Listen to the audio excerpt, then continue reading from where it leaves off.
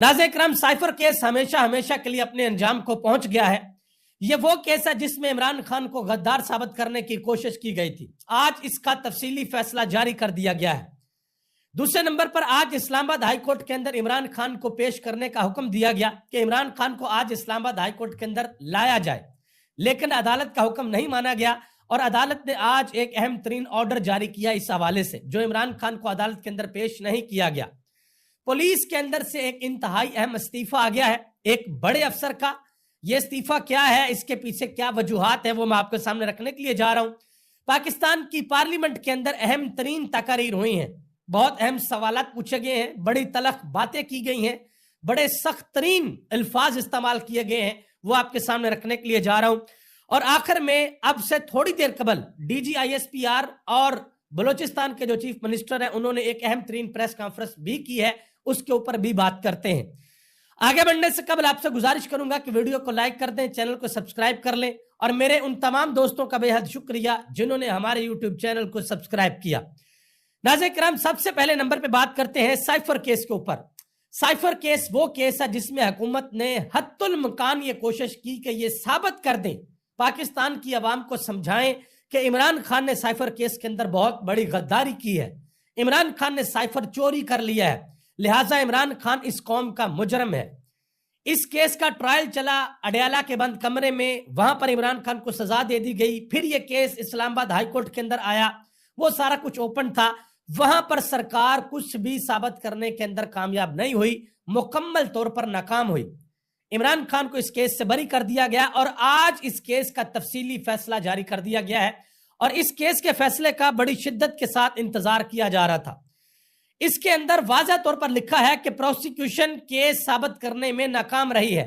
अदालत ने हुकूमती वकला के क्रॉस एग्जामिनेशन को गैर तजर्बाकार करार दे दिया और यह भी लिखा कि इसको अगर छोड़ भी दिया जाए तो सबूत नाकाफी थे, यानी कि इमरान खान को गद्दार साबित करने के लिए जो सबूत अदालत के सामने रखे गए साइफर केस में वो नाकाफी थे।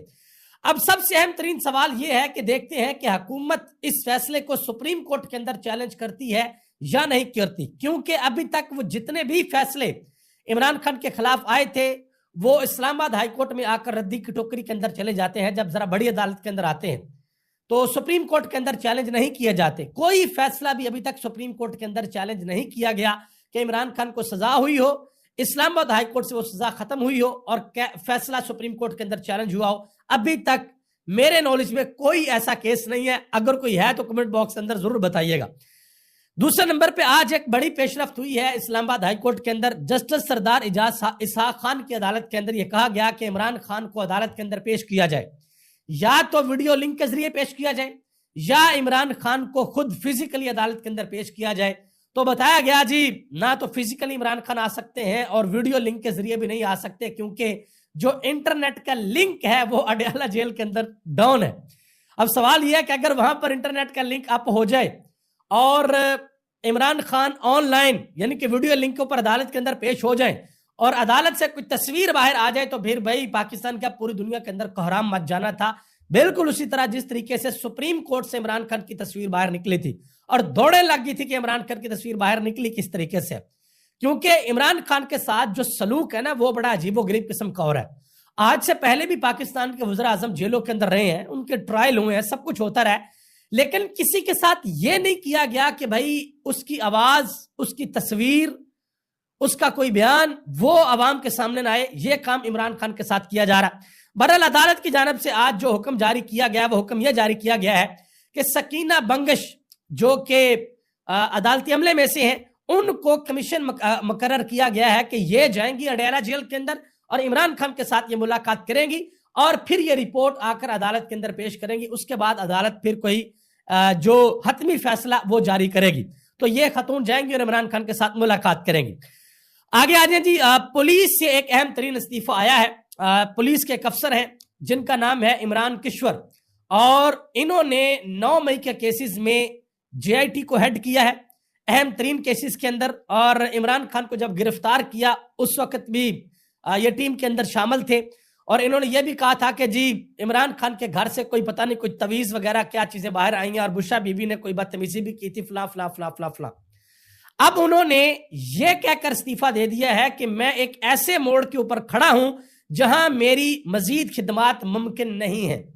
اب اس کی دو سائیڈز ہیں، کچھ لوگ کہہ رہے ہیں کہ بھائی ان کے ساتھ بڑی زیادتی کی ہوگی، ان سے کوئی غلط کام لیا گیا ہوگا، لہٰذا انہوں نے جو ہے وہ ضمیر کی آواز کے اوپر استعفیٰ دے دیا۔ لیکن ایک دوسری سائیڈ بھی ہے، دوسری سائیڈ یہ ہے جو کہ مختلف صحافی بات کر رہے ہیں کہ بھائی ان کی پروموشن نہیں ہوئی اور عین ممکن ہے کہ ان کی پروموشن نہ ہونے کی وجہ سے انہوں نے استعفیٰ دے دیا، اور استعفیٰ دیا ہے آئی جی صاحب کو، وزیر اعظم کو نہیں بھیجا۔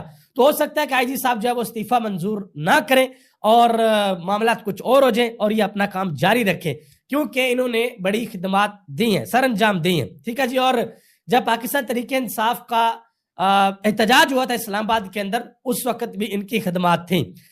آگے آ جائیں جی، حامد میر صاحب نے ایک بڑی اہم بات بتائی ہے۔ انہوں نے کہا جی میر جعفر خان جمالی بلوچستان کے ایک مسلم لیگی رہنما تھے، جنہیں جنرل ایوب خان کے دور میں محترمہ فاطمہ جناح کا ساتھ دینے کی پاداش میں ملک دشمنی کے الزامات کا سامنا کرنا پڑا۔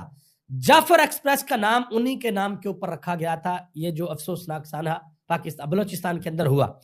اب جی پاکستان کی پارلیمنٹ کے اندر اس سانحے کو لے کر بڑی سخت باتیں کی گئی ہیں، تقریریں کی گئی ہیں، سوالات پوچھے گئے ہیں، وہ ذرا میں آپ کے سامنے رکھنے کے لیے جا رہا ہوں۔ صاحبزادہ حامد رضا نے کہا کہ اقتدار کی ہوس میں یہ لوگ پاگل ہو چکے ہیں، یہ جو ایس ایچ او کی مار والا ہے یہ دراصل اے ایس آئی کی مار ہے۔ قوم کو بھاشن دیں گے کہ کامیابی ہے، کامیابی کے بھاشن دیں گے، جن کے گھروں سے جنازے اٹھے ہیں ان سے پوچھیں کہ آپ لوگ کتنے کامیاب ہیں۔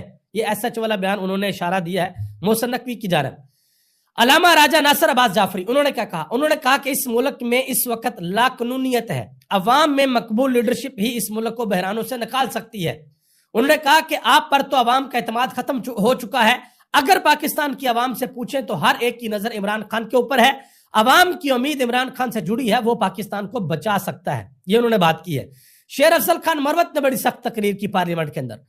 انہوں نے کہا جی 7 لاکھ فوج 10,000 طالبان کے خلاف کامیاب کیوں نہیں ہو رہی؟ فیض حمید کو جیل میں ڈالنا اچھا اقدام تھا، باجوہ کو بھی جیل میں ڈالا جائے، کسی میں ہمت نہیں ہے کیونکہ وہ سابقہ آرمی چیف ہے۔ انہوں نے کہا کہ فوجی آپریشن بلوچستان کے مسئلے کا حل نہیں ہے۔ مزید انہوں نے کہا کہ خدا کا واسطہ فوجی افسران کو بلائیں ان سروسز چیف کو اور انہیں کٹہرے کے اندر کھڑا کریں۔ جب وہ بات کر رہے تھے تو پھر ان کی آواز کو بند کر دیا گیا تھا۔ اور اسی طرح محمود خان اچکزئی انہوں نے بھی جب تقریر کرنا شروع کی تو ان کی بھی آواز کو بند کر دیا گیا تھا۔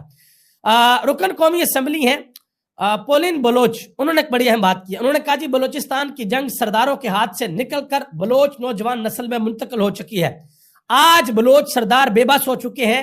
وزیر اعظم 1 سال سے بلوچستان کے اراکین کو بلا کر نہیں پوچھتے کہ مسئلے کا حل کیا ہے، وزیر اعظم صاحب نے نہیں پوچھا۔ یہ ایک ایم این اے نے بات کی ہے۔ مزید عطر کاظمی صاحب نے ایک بات کی ہے، انہوں نے کہا کہ جن حکومتی شخصیات نے ہمیں جواب دینا ہے وہ لیکچر دے رہے ہیں۔ انہوں نے کہا کہ آپ کو لیکچر نہیں دینے بلکہ جواب دینے ہیں۔ یہ سیاسی طور پر اتنے irrelevant ہو گئے ہیں کہ بلوچستان کے اندر پیپلز پارٹی کی حکومت ہے لیکن کوئی ان کے اوپر تنقید نہیں کر رہا۔